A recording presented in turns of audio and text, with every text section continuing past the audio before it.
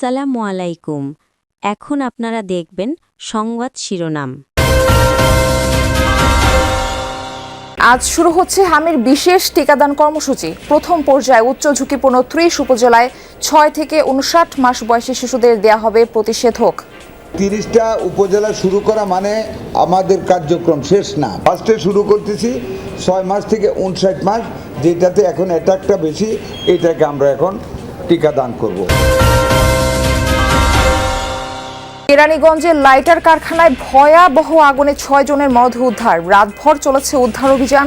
নিখোঁজদের সন্ধানে পরিবারের অপেক্ষা। মালিক পক্ষের গাফিলতি আছে অবশ্যই। এই প্রতিষ্ঠানে আমরা নোটিশ দিয়েছি এবং তাদেরকে বারবার পরামর্শ দেওয়া হয়েছে যে অগ্নি নির্বাপনের পূর্ণাঙ্গ ব্যবস্থা রাখার জন্য। দল পুনর্গঠন করে দ্রুত রাজপথে সক্রিয় হওয়ার পরিকল্পনা বিএনপির। গণভোটের রায় বাস্তবায়ন না হলে কঠোর প্রতিরোধের হুঁশিয়ারি বিরোধী দলীয় নেতার। রাজশাহীতে আটকে থাকা ৫টি ফ্লাইওভারের কাজ দ্রুত শেষ করার লক্ষ্য। চট্টগ্রামে ৭ বছরেও চালু হয়নি সিডিএর সল্ট গোলা শপিং মল। বিডার ১৮০ দিনের কর্মপরিকল্পনা। কৃষি, চামড়া, ঔষধ খাতে বিনিয়োগ আনার লক্ষ্য। পর্যটনেও থাকছে বাড়তি মনোযোগ। চীন বলেন, দক্ষিণ কোরিয়া বলেন, জাপান বলেন, এই হটস্পটটা is very very high probably for us. জ্বালানি সরবরাহ এবং অর্থ সরবরাহ যদি বলি, যে ফাইন্যান্সিয়াল মার্কেটস, এই তিনটা জায়গাতেই আসলে স্টেবিলিটি দরকার। দমকালো আয়োজনের সংবর্ধনা পেলেন যুব সাফ চ্যাম্পিয়নরা। ছাদখোলা বাসে ভালোবাসা সিক্ত হলেন মিঠু, সুলিপ। সবার টিমমেটদের ভিতরে অনেক কনফিডেন্স ছিল যে আমরা চ্যাম্পিয়ন হতে পারবো। আমরা চ্যাম্পিয়ন হয়েছি, চ্যাম্পিয়ন হয়ে দেশে। খোঁজ পাইলটের খোঁজে ইরান যুক্তরাষ্ট্রের অভিযান অব্যাহত। হরমুজ প্রণালী নিয়ে ফের ৪৮ ঘন্টার আলটিমেটাম ট্রাম্পের। অসহায় ও দিশেহারা উল্লেখ করে তেহরানের প্রত্যাখ্যান। আসসালামু আলাইকুম।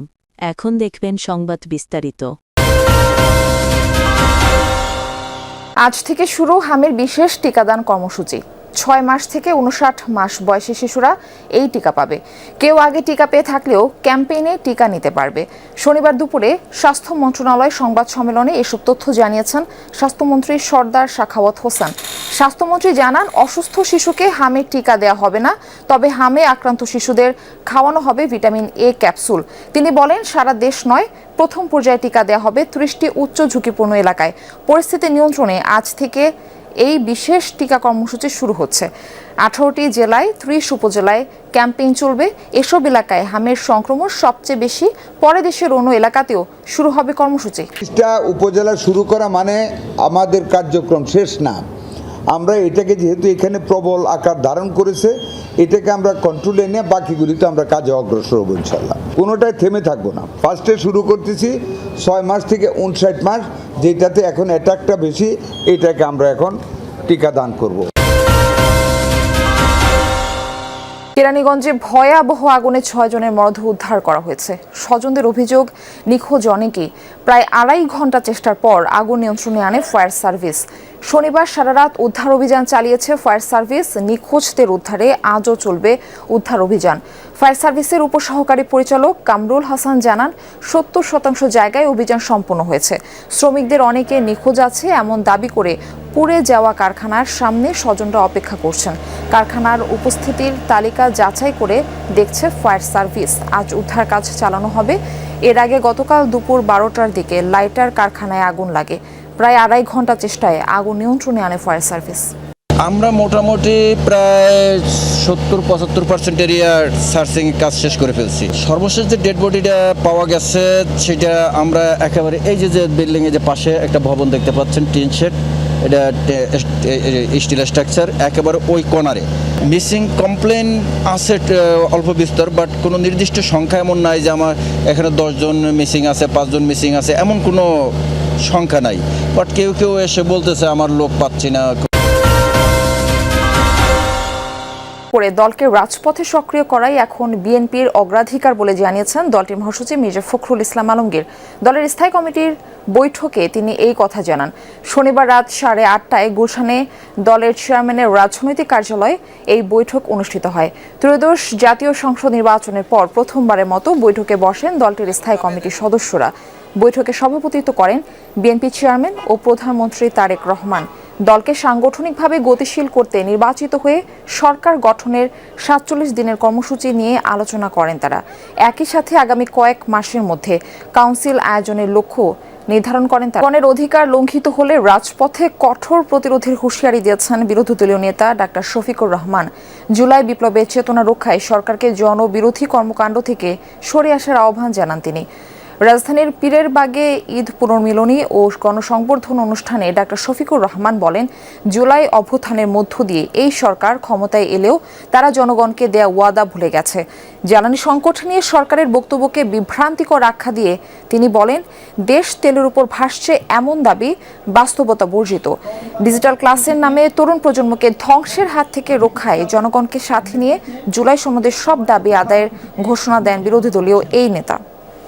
যদি আমরা সহযোগিতা করার চেষ্টা করার পর সরকার আমাদের সহযোগিতা গ্রহণ না করে, সংশোধন না হয়, মানুষের অধিকার এবং ক্ষতি করতেই থাকে অধিকার কেড়ে নিয়ে, আমরা তখন প্রতিবাদ করব এবং প্রয়োজনে আমরা প্রতিরোধ করব। রাজপথে দীর্ঘায়িত হওয়া ফ্লাইওভার নির্মাণ প্রকল্পের যৌক্তিকতা নিয়ে প্রশ্ন তুলেছেন রাজশাহী সিটি কর্পোরেশনের নবনিযুক্ত প্রশাসক। যদিও নগরবাসীর দুর্ভোগ এড়াতে চলমান প্রক্রিয়ায় অসম্পূর্ণ কাজগুলো দ্রুত সময়ে শেষ করার পরিকল্পনা নিয়েছেন তিনি। এরই মধ্যে এ বিষয়ে স্থানীয় সরকার মন্ত্রণালয় থেকে সবুজ সংকেত মিলেছে। চট্টগ্রামে অর্ধশত কোটি টাকায় নির্মিত একটি মার্কেট পরিত্যক্ত অবস্থায় আছে 7 বছর ধরে। অপরিকল্পিত উদ্যোগ আর অপচয়ের আরেক দৃষ্টান্ত। এই মার্কেটে দোকান কিনে বিনিয়োগ করা ব্যবসায়ীরা পড়েছেন বিপাকে। সম্ভাব্যতা যাচাই ছাড়াই এটি নির্মিত হয়েছে বলছে স্বয়ং চট্টগ্রাম উন্নয়ন কর্তৃপক্ষ। ক্ষতিগ্রস্ত হচ্ছে, সাথে সাথে সিডিও অনেক ক্ষতিগ্রস্ত হচ্ছে, কারণ এখানে সিডিএর বিশাল একটা খরচ আছে, বিদ্যুৎ বিল যাচ্ছে, তাদের সিকিউরিটি আছে এখানে, আর তাদের ইনভেস্টমেন্টও আছে। সিডিএর অসাধু কিছু কর্মকর্তা এবং তাদের অবহেলার কারণে আমরা এই মার্কেটটা চালু করতে পারছি না। এই মার্কেটটা যদি চালু হয়, এখানে 182টা দোকান, তার মধ্যে মাত্র 82টা সেল করছে। আমরা যদি মার্কেটটা চালু করতে পারতাম, প্রতি দোকান থেকে যদি 4-5 জন করে কর্মচারী হলে এখানে 1000 লোকের কর্মসংস্থানের ব্যবস্থা করা যেত। এক যুগও আমরা এখানের ব্যবসায়ীরা যারা বিনিয়োগ করছে, যারা দোকান মালিক, তারা কোনো সুফল পাচ্ছি না। সরকার এখানে একটা বিশাল অঙ্ক রেভিনিউ থেকে বঞ্চিত হচ্ছে। তলানিতে নেমে যাওয়া বিনিয়োগ চাঙা করতে নতুন করে মাঠে নেমেছে বিডা। 180 দিনের কর্মপরিকল্পনার পাশাপাশি খাতওয়ারি অগ্রাধিকার নির্ধারণ করেছে সংস্থাটি। বিনিয়োগ আনার চেষ্টা করা হবে ঔষধ, চিকিৎসা সামগ্রী, কৃষিপণ্য, চামড়াজাত আর হোম টেক্সটাইল খাতে। অচল কারখানা সচল করা এবং পর্যটন খাতেও মনোযোগ দিতে চায় সরকার। ব্যবসায়ী নেতারা বলছেন, সবার আগে দরকার সংশ্লিষ্ট খাতে সংস্কার। আসেনি সেই কাঙ্ক্ষিত বিনিয়োগ। সরকারের মেয়াদ, রাজনৈতিক অনিশ্চয়তা ও আইনশৃঙ্খলা পরিস্থিতি ভালো না থাকায় বিদায়ী 2025 সালে বিদেশি বিনিয়োগ আসে মোট জিডিপির কেবল 0.4%, যেখানে ভিয়েতনামে এসেছিল 4%। প্রতিবেশী দেশগুলোতে পরবর্তী বাংলাদেশে বিভিন্ন খাতে ব্যবসায় নামতে যাচ্ছে বিদেশি কোম্পানিগুলো। সে কারণে গুরুত্বপূর্ণ হয়ে উঠেছে খাত নির্বাচন। ব্যবসায়ী নেতারা বলছেন, বেশি লগ্নি দরকার উৎপাদন খাতে, উদ্যোগ নেওয়া দরকার সংস্কার।